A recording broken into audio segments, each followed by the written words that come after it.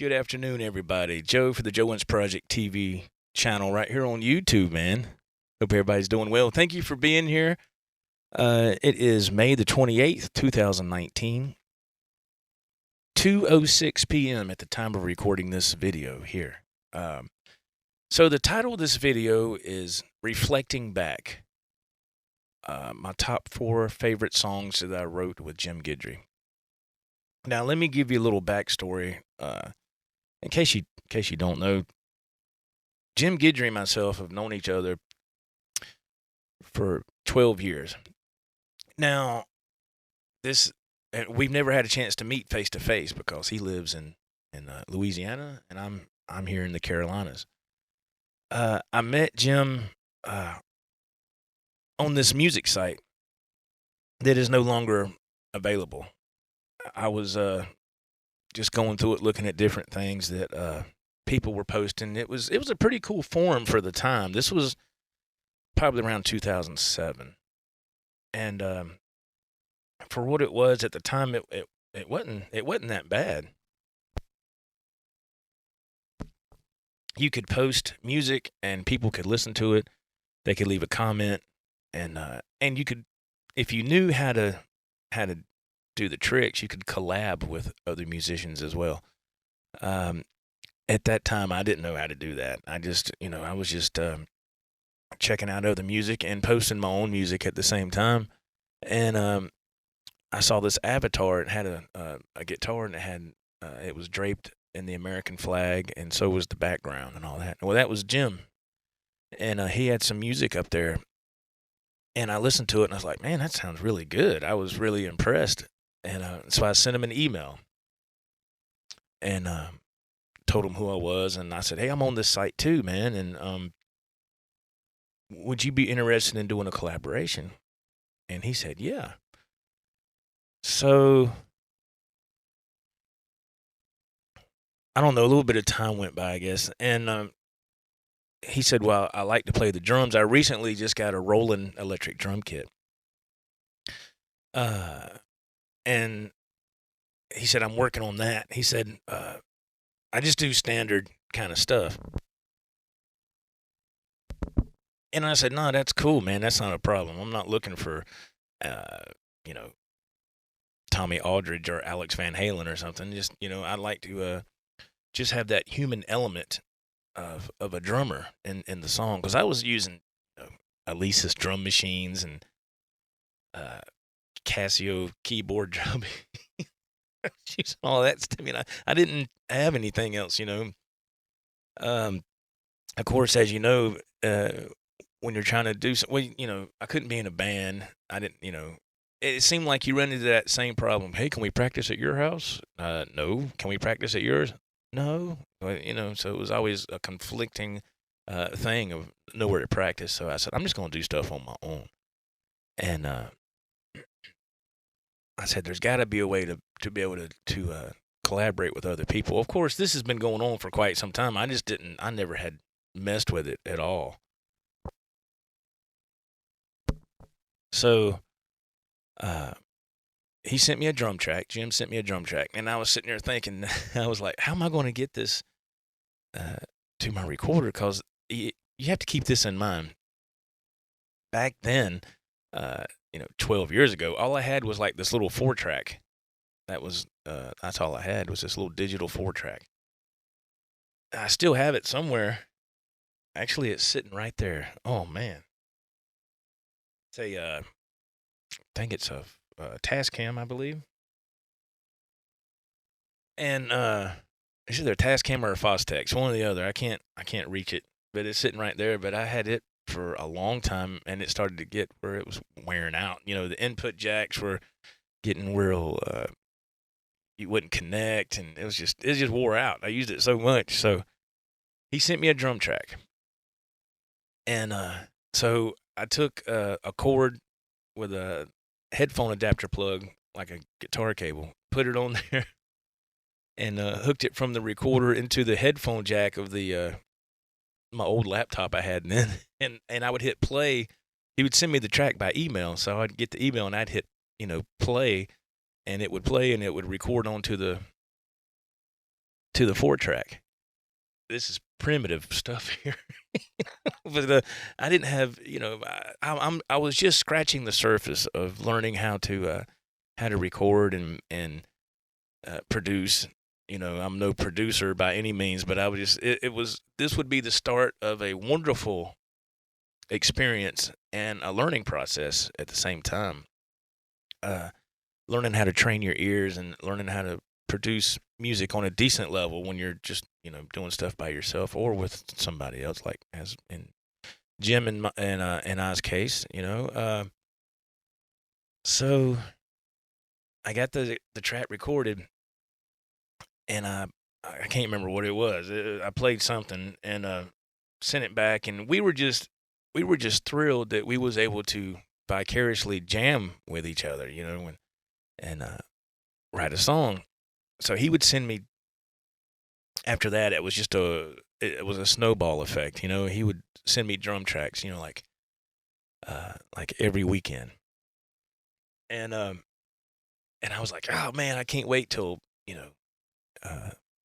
Saturday gets here, or whatever day I was off, Friday or Saturday, or sometimes it was in the middle of the week.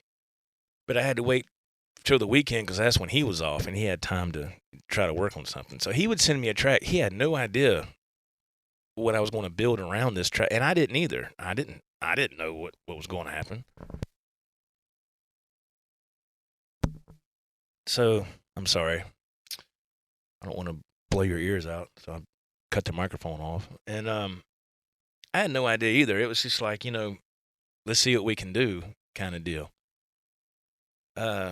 So, and then I started thinking. I remember hearing somewhere about doubling tracks. I know guitar players would do it all the time. Zakk Wylde, Randy Rhoads, they would double their tracks to make them sound wide and sound bigger. That sounds a whole lot better on a recording.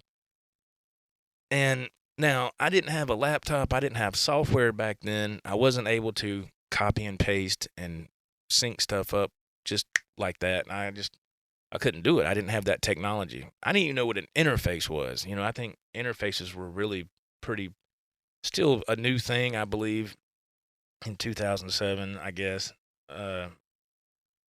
So what I would do is I would lay down the drum track that he sent, and I would go back on a different track, and I would try to hit play again, and at the same time the first recorded track started. So I was trying to, man, you talk about a painstakingly long process,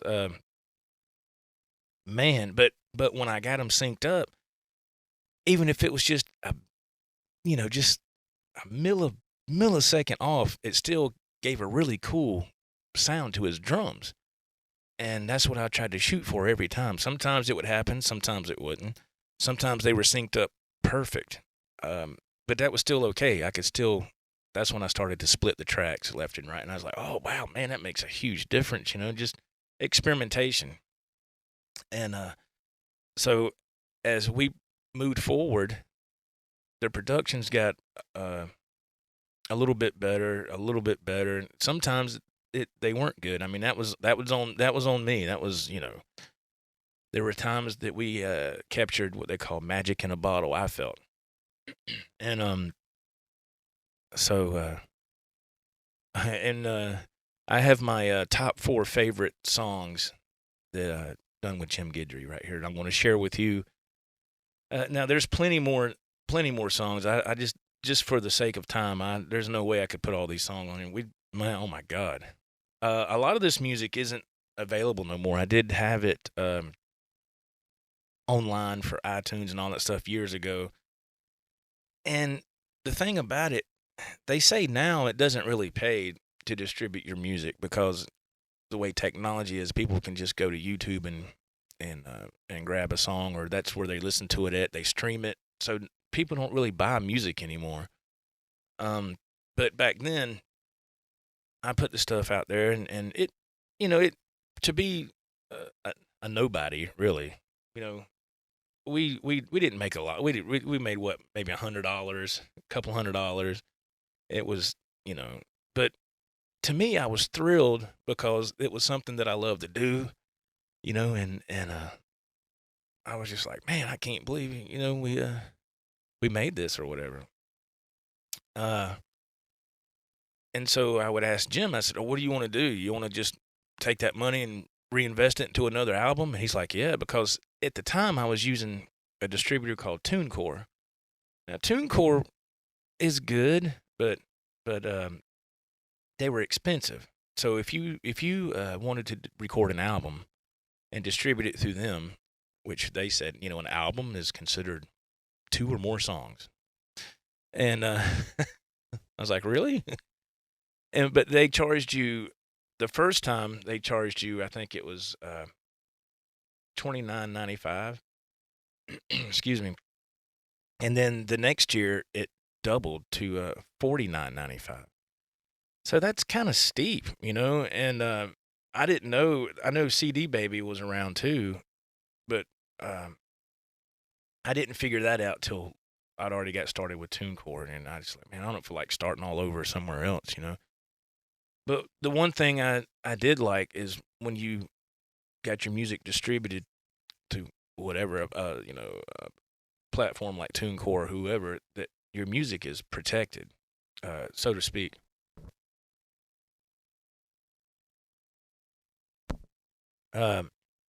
So there was, we did, I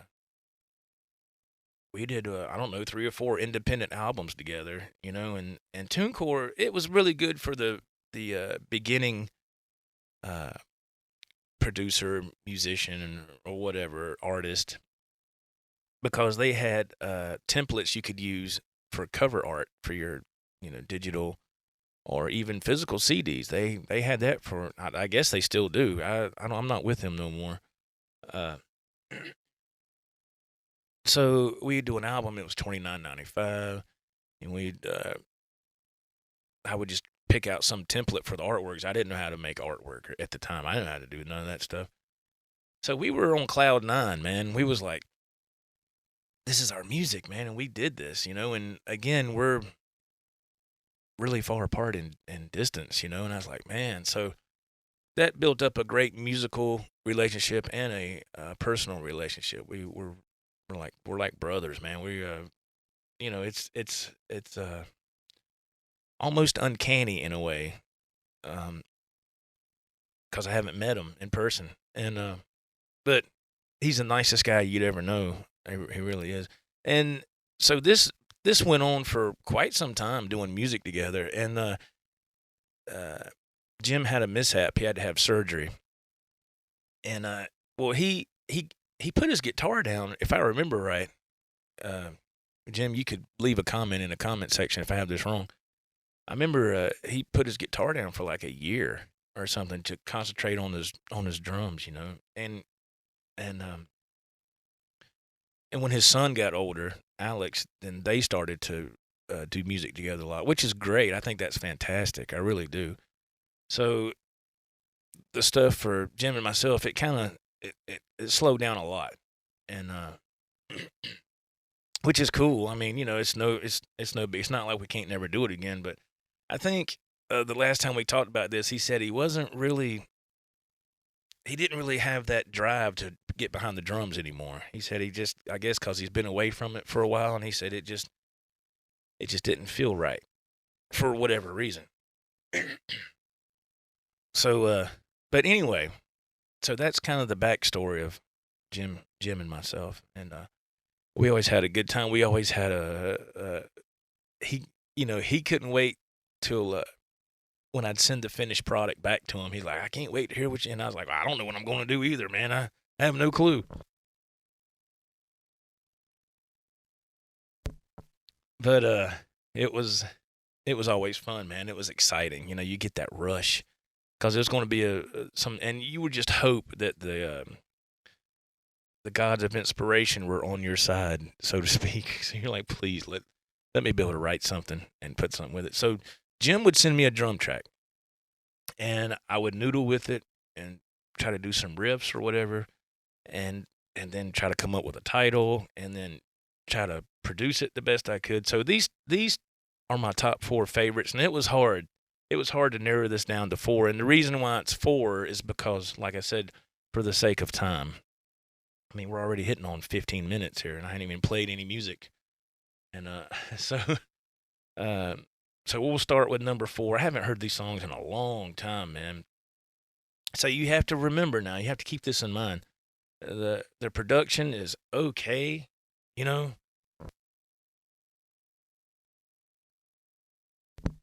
I know it's not top notch because I didn't have recording software. I didn't have, like I said, I didn't have none of that. I had that little digital 4-track, you know, and I produced everything on that, and then transferred it back over, you know, to the computer with that headphone cord or whatever, and it was but for these pieces of music, man, these songs, for what they are, it's I think Jim said it in a live chat, they're time stamped. You know, it takes me right back. I can't remember every detail, but I remember, you know, I remember working on this song, and I'm sure he'll remember it too. But it was really cool, man. I tried to use everything that I could to put as many colors in these songs. And so we'll get started with song number 4 for my top 4 favorite songs with Jim Guidry. This is called The New Horizon.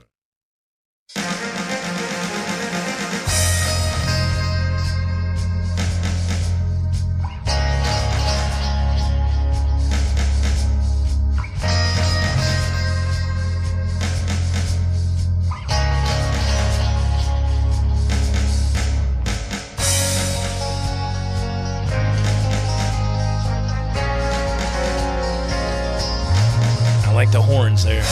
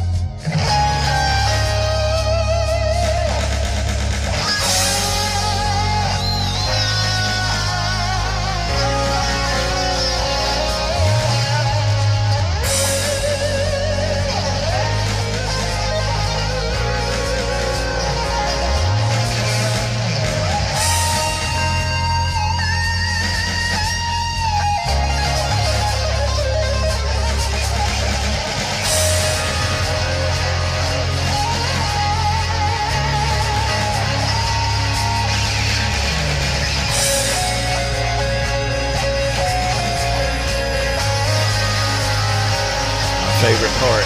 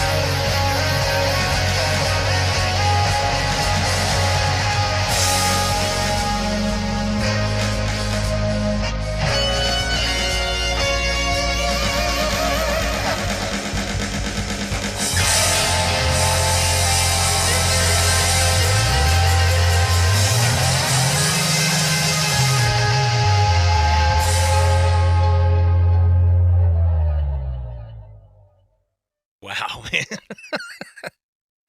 The New Horizon. I have not heard that song. I couldn't tell you, man. God almighty, it's been years. But, yeah, I like that part when I said this is my favorite part of the song where everything just kind of builds up. And that is it was so hard to put these in order. I mean, I was like, man, golly, I love these songs. They're so awesome. So, man, there you go, Jimbo on the drums, and I remember using my you could hear the horn section, and for some reason, I don't know why, but that one patch there on the Korg Triton LE music workstation, using that horn patch, I said, that reminds me of something you'd hear off like a song from Chicago, the group Chicago, and I was like, I felt like it just added some cool texture, So I love that song. I mean, it turned out really good. So that doesn't sound bad to be so many years ago, So I feel that we captured lightning in a bottle for sure on that song. Absolutely. So let's go to song number 3 out of my top 4 favorite songs that I wrote with Jim Guidry. This song is called Flashback.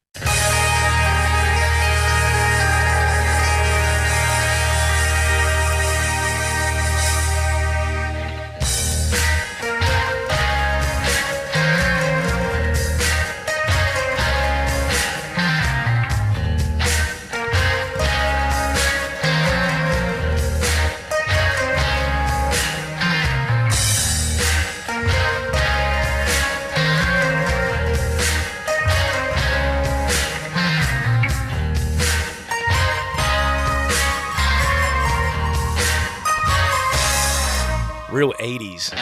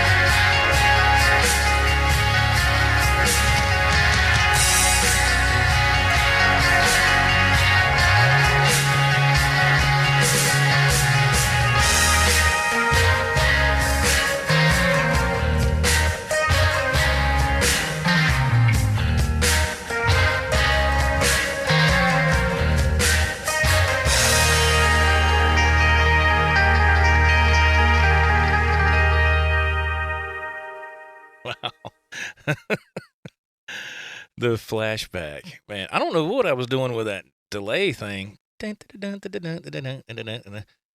don't. For some reason, I remember thinking.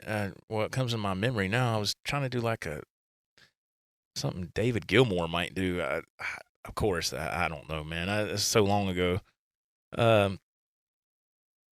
Still a great song. I love that song, and it's kind of got a little bit of that U2 flair. You can hear that if you listen close. You can hear that too, Man, yeah. Golly. Let's see. Now, I don't know if any of these songs are available online. I know the New Horizon is still available. I've been putting the artwork for the album covers up here too, so you can kind of see where it came from or whatever.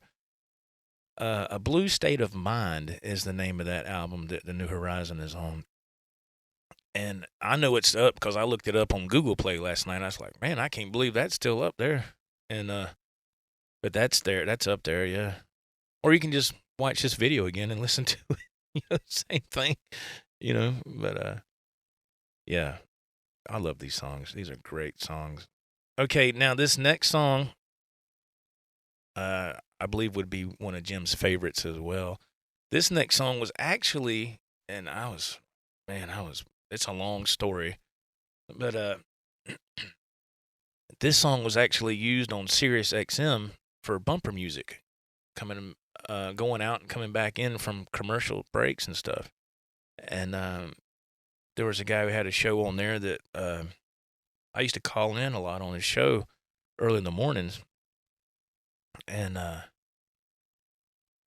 we corresponded a few times with email, and I told him, me and a buddy of mine, Jim, have some songs written. Could I send you some songs? I didn't ask for any kind of money or nothing like that. And he's like, sure, give me some little cuts of however many songs.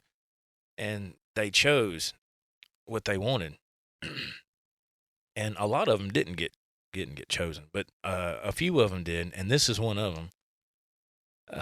And I was like, man, I told Jim about it. Well, he didn't have Sirius XM, and we actually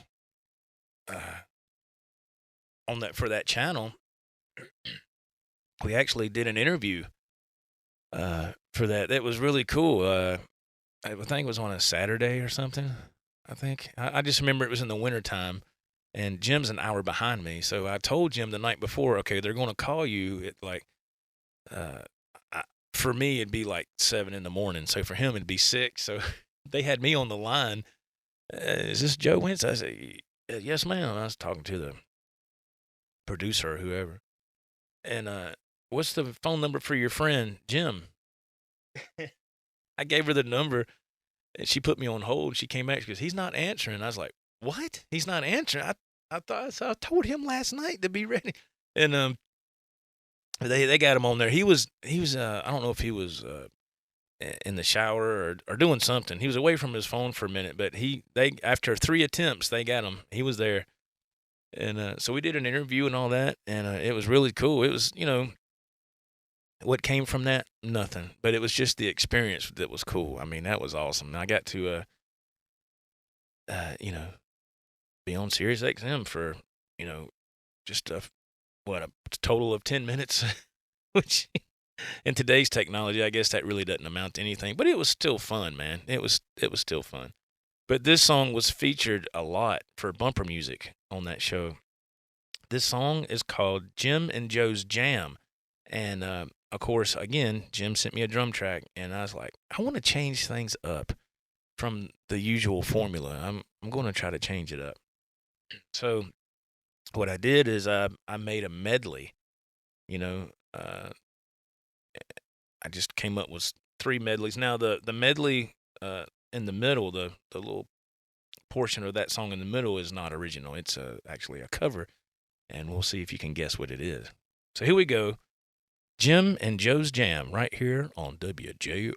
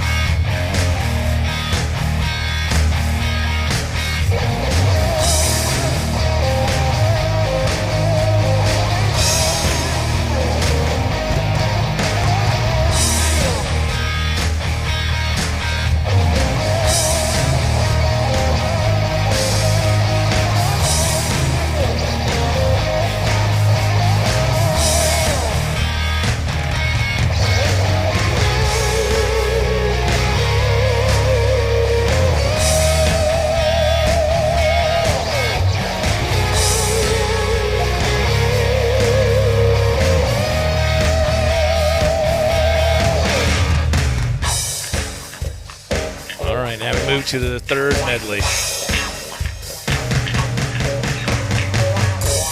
This is original. This is Mess Around with the Wah pedal in it.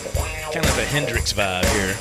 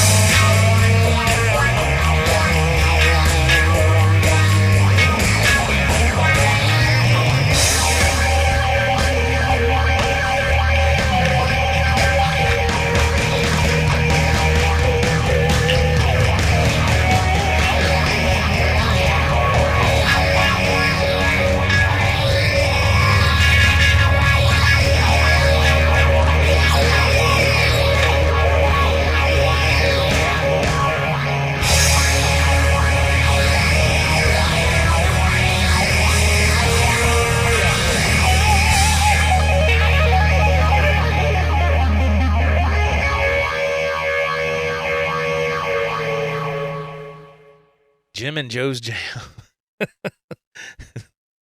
The extended version. Yeah, that's man, that's got some power to it. I remember the one thing I do remember about when I was recording my parts for that song is I remember playing a telly. It was my blue Fender telly my wife got me for Christmas a long time ago, and I remember playing that guitar on that song. I don't know how I remember that. But man, oh my God, we're already over 30 minutes. So that was my top 4 favorites. We've went from 4, 3, and then that was number 2, Jim and Joe's Jam. And now we come to the number 1, my favorite, that I could, whittle down in this small section. I mean, there's a bunch more songs, but for production's sake, this is what I chose.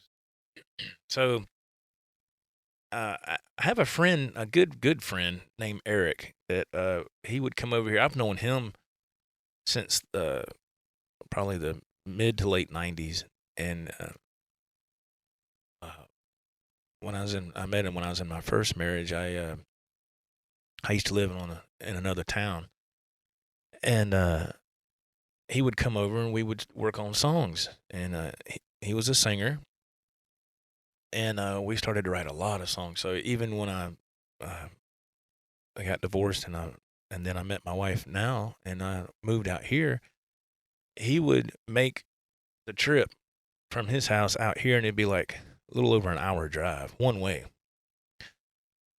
One of the nicest guys you'd ever meet in your life. And I haven't heard from Eric in a long time. I don't know. I mean, I've tried calling him. All I had was his phone number. He was never on social media. I called him, I don't know how many times, and then it was his voicemail, or he was like, hey, this is Eric, leave me a message, I'll get back to you. And then after a period of time, that changed to like the automated version. The caller you have called is not available, blah, blah, blah, blah. And I sent him text messages and all that, and I never got a response. So I don't know what happened to him. It's kind of nerve-wrenching, I mean, it's like, what happened to Eric? I haven't heard from him like over a year. And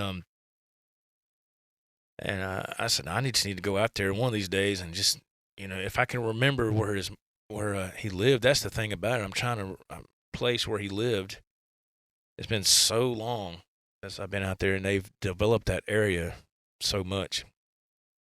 But anyway, hopefully, I just hope he's okay. But uh, he would come over and we would do songs, and this is one of them. And of course, I told him about Jim, and Eric was he's like, yeah, man, hell yeah, you know. And he's like, yeah, let's do it. And so I told Jim, I said, man, send me a drum track, make it a cool rocking track. I got Eric over here, and I'm gonna have him sing on it, you know, because I'm not a singer. And so we did this, and I really enjoyed the song, and we had a lot of fun. It was, and that's the whole point of doing music, man. You have fun, right? So this song is called "Love Ain't for Stealing." So Eric and I wrote the words, the lyrics, and we just built this song up around Jim's drum track, you know. And we got done and sent it back to Jim, and he liked it. So here we go. Love Ain't for Stealing. The top one, my top favorite song on this top 4 countdown. Number 1.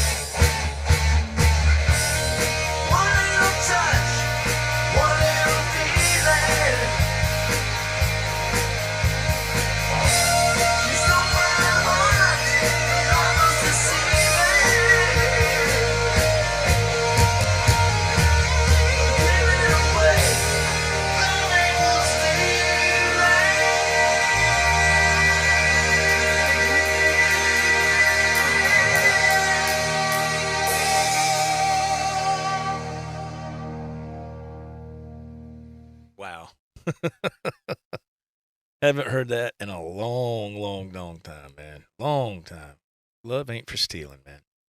My buddy Eric on vocals and Jim Guidry on drums and yours truly on public saxophone, right? Okay, y'all. I hope you enjoyed my top 4 favorite songs that I wrote with Jim Guidry right here on the Joe Wentz Project TV, right here on YouTube.